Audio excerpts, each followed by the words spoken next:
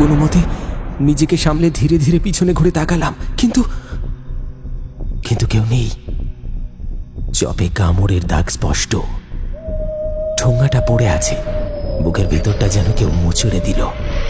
নিজেকে বোঝালাম হয়তো বাঁধা আলগা ছিল, খুলে গেছে, কিন্তু মন মানল না। তবু গাড়ি চালানো শুরু করলাম।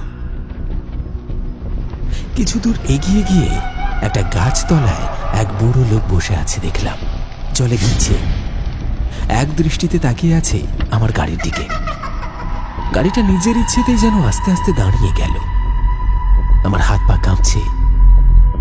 কেউ কি আমার সঙ্গে খেলছে? সেই লোকটিকে দেখে আমি বললাম, এই কে গো তুমি? এইখানে এইভাবে ভিজছো কেন? তোমার বাড়ি কোথায়? শাপলা বিলের ধারে, ওই কুড়ে ঘরে আমি একা থাকি। আমার পায়ে ভীষণ ব্যথা। তোমার গাড়ি করে আমাকে একটু পৌঁছে দেবে?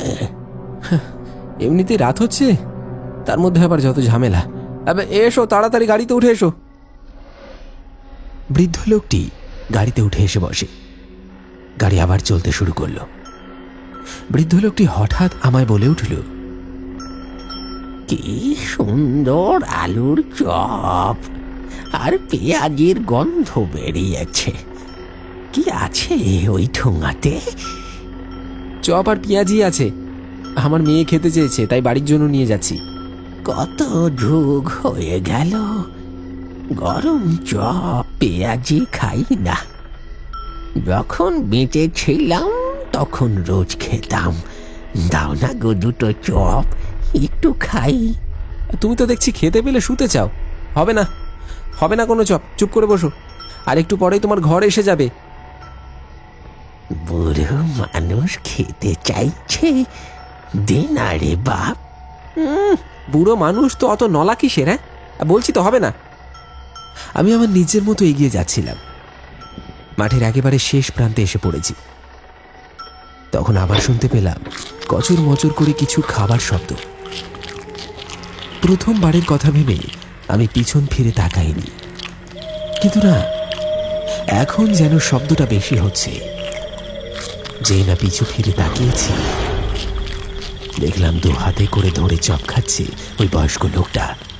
দেখে আমার মাথা আগুন হয়ে গেল। আরে এ কি করছো তুমি? আর তোমাকে যে বারবার বললাম ওই চপ দেওয়া যাবে না। আরে তুমি এত অভদ্র! আমি বারণ করা সত্ত্বেও তুমি আমার চপগুলো সব খেয়ে নিলে।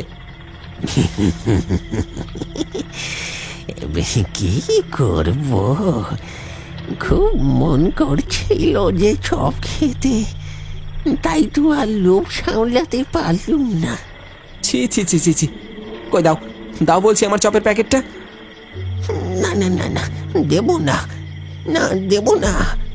আমি সব চপগুলো খাবো, খুব ভালো খেতে। কি দেবে না? আমার গাড়ি থেকে নামো তাহলে।